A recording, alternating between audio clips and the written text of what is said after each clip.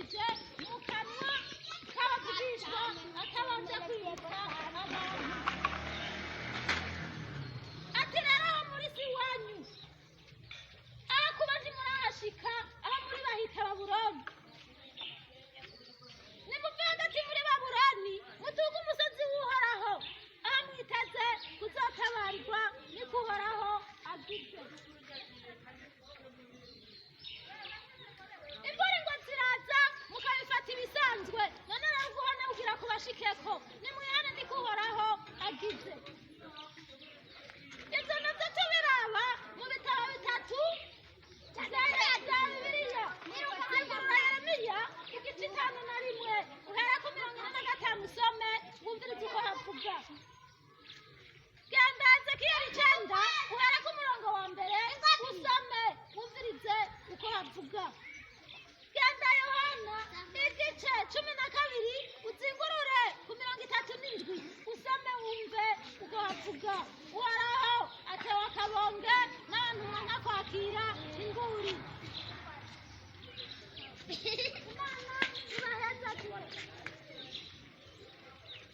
Nimwihane niko Uhoraho agize. Yemwe bantu bo muri Sasumo, Imana irabakunda, yakabibakunda ntiyari kubatumako. Imana yararahiye ko itazokora cyangwa ngo ishitse icyo yacishije mu kanwa k'abavugishwa itabanje kwibutsa abantu. Nimwihane aho muri ngo si iwanyu, aho kuba ntimurahashika, aho muri ngo bahita Babuloni. Nimuve hagati muri Babuloni muduge umusozi w'Uhoraho, aho mwiteze kuzotabarirwa niko Uhoraho agize. Imvura ziraza ngo mukabifata ibisanzwe, none rero guhana kugira kubashikeko nimwihane niko Uhoraho agize. Ibyo navyo tubiraba mu bitabo bitatu bya Bibiliya.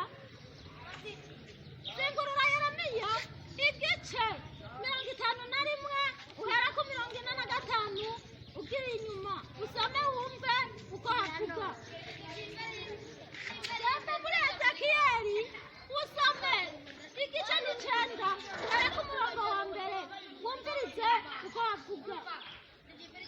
Genda muri Yohana igice 12 uzingurure uhera ku 37 usome wumve uko havuga. Uhoraho ababajwe n'abantu banga kwakira imburi.